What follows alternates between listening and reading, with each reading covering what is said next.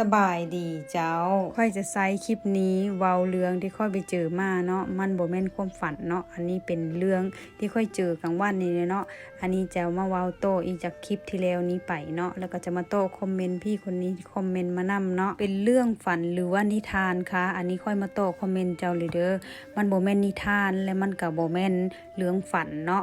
ทุกครั้งที่ค่อยมีอาการค่อยสิเป็นกลางวันเนาะแล้วเป็นช่วงตนที่ค่อยทำงานตนเที่ยงไปสิแหละเนาะถ้าค่อยจะมีอาการค่อยสิมักเจ็บท้องปวดท้องแล้วค่อยสิหายใจบ่ออกเหมือนมีอีหยังมาจิ้มอยู่ในท้องลำไส้ของค่อยนะเหมือนมีหยังมาทำลายลำไส้ของค่อยคือมันทรมานมันเจ็บแล้วค่อยก็โลมตึงลงพอค่อยโลมตึงลงเนาะแล้วค่อยก็รู้สึกตัวขึ้นมาอีกทีแล้วค่อยไปอยู่อีกที่นึงที่ค่อยบ่เคยไปไปสินะแล้วที่ค่อยไปนะมันคือขาวเบิดเลยบ่มีต้นไม้ต้นตอกอีหยังเลยเนาะแล้วค่อยก็บ่ได้เป็นแค่ครั้งเดียวค่อยเป็นหลายๆครั้งบางที่ค่อยก็ยังคิดว่าค่อยเป็นบาหรือเปล่าเนาะแต่ว่ามันบ่ได้เป็นแค่ครั้งเดียวมันเป็นทุกครั้งที่ค่อยเจอนั่นคือค่อยจะเห็นคนที่ค่อยรู้จักแบบนี้นะแล้วก็เห็นคนที่ย่างผ่านไปแล้วก็บ่คุยบ่ล่มกันแบบนี้นะแล้วเป็นคือเขาย่างไปคนปกติเฮาเนี่ยย่างไปเนี่ยเฮาจะมักคุยมักล่มกันแม่นบ่เวลาเฮาไปเที่ยวนู่นเที่ยวนี่ไปย่างออกกำลังกายเฮาก็จะมักล่มหมู่ล่มคู่แม่นบ่แต่นี่ค่อยไปเห็นนะบ่มีไผล่มกันเลยค่อยเห็นคนหลายย่างเป็นแถวไปเนาะ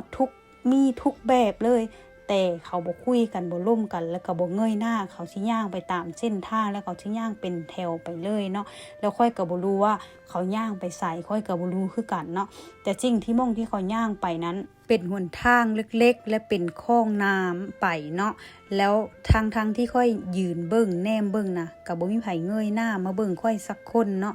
แต่คนที่มาคุยกับค่อยนั้นคือคนที่ค่อยเคยรู้จักมาหรือคนที่ค่อยเคยเห็นมาครั้งนึงไปสินะแล้วค่อยก็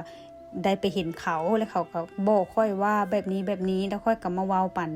หมู่คนที่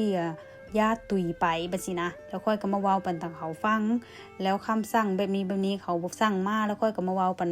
ญาติคนที่ยังอยู่ปั่นเขาฟังว่าเขาสิเชื่อหรือบ่เชื่อก็ตามใจเขาแต่สิ่งที่ค่อยเว้าไป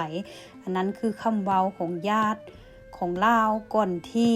ยังมีชีวิตอยู่แบบสินะเขาก็สิมักเว้าแบบนี้ให้ญาติเขาฟังแบบสินะแล้วค่อยก็ไปเห็นมาแล้วค่อยก็มาเว้าปัญญาติเขาฟังแบบสินะพอค่อยมาเว้าปัญญาติเขาฟังเขาสิเชื่อก็บ่เชื่อค่อยก็บ่ฮู้นำเขาแต่เขาบอกว่ามันตรงกับสิ่งที่ค่อยเห็นมาแล้วค่อยเว้ามาให้เขาฟังนะทั้งที่ค่อยบ่แม่นญาติเขาแบบสินะแล้วค่อยก็ไปเห็นแล้วเขาก็สั่งมาแล้วค่อยก็มาเว้าแล้วพอเว้าตรงปั๊บเขาก็มากอดค่อยเขาก็น้ำตาไหลเขาก็ให้ทุกครั้งที่ค่อยเว้านั้นก็คือสิ่งที่เขาสั่งมาแล้วค่อยก็มาเว้าปันที่เขาฟังบัดสินะนั่นแหละคือมันบ่แม่นวิธานและมันก็บ่แม่นความฝันเนาะสบายดีเจ้าตั้งแต่ค่อยจำความได้ค่อยก็ทำงานมาตลอดค่อยบ่เคยหยุดทำงานเลยเนาะถึงจะไปอยู่ใส่ก็ตามค่อยก็ยังทำงานคือเก่าบ่เคยนั่งแบกขอเงินกับไผเนาะสำหรับตัวค่อยคือดิ้นรนสร้างมาโดยตัวเองมาตลอดตั้งแต่น้อยจนใหญ่ตั้งแต่จำความได้เนาะพอได้มาอยู่ต่างประเทศบ่แม่นค่อยสิมานั่งรอท่ากินอย่างเดียวเนาะให้สามีเลี้ยงอย่างเดียวบ่แม่นเนาะเราต้องช่วยกันหาช่วยกันซอกบ่แม่นสินั่งรอกินแล้วเงินคนเดียวหามันสิได้หลายเท่า2คนหาบ่ถ้า2คนหาได้น้อยได้หลายส่วนหนึ่งเฮาก็ได้เก็บส่วนหนึ่งเฮาก็ได้ใส่เนาะแล้ววันนี้ถ้าเฮามีเงินเฮาสิไปเที่ยวใส่ก็ได้เงินทุกมือนี้มันสำคัญตัวชีวิตคนทั้งนั้นเนาะเพราะเงินถ้าบ่มีเงินก็ไปใส่บ่ได้ถ้าบ่มีเงินก็บ่มีหยังเกิดขึ้นถ้ามีเงินไปใส่ก็ได้อยากไปเที่ยวใส่ก็ได้อยากกินหยังก็ได้กินอยากเฮ็ดหยังก็ได้เฮ็ดเนาะเงินมันคือสิ่งสำคัญกับชีวิตคนทุกมือนี้เนาะถ้าแม้คนในโลกนี้บ่ต้องการเงินมันเป็นไปบ่ได้คนในโลกนี้มันต้องการเงิน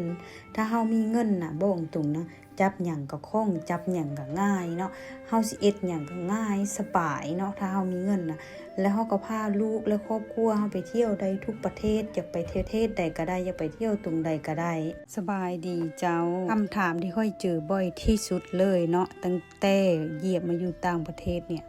เอาไปอยู่ต่างประเทศต้องทำงานนำบ่แล้วค่อยสิตอบได้เลยเนาะถ้าบ่ทำงานแล้วสิเอาหยังกินเนาะ คนเฮาเกิดมาต้องทำงานต้องดิ้นรนด้วยตัวเองเนาะถ้าเฮาบ่ดิ้นรนด้วยตัวเองแล้วเฮาสิมีหยังกินบ่ล่ะคนเฮาต้องมีความหวังมีความฝันเป็นของตัวเองถ้าบ่ทำงานเนาะบ่ช่วยกันทำมาหากินแล้วเสี่ยวยังมามีแหละเนาะสามีทำเมียทำต่างคนต่างทำหาเงินช่วยกันมันจึงมีขึ้นเนาะบ่แม่นสิให้คนเดียวหาแล้วคนนึงนั่งกินมันก็เป็นไปบ่ได้เด้เนาะช่วยกันหาช่วยกันสร้าง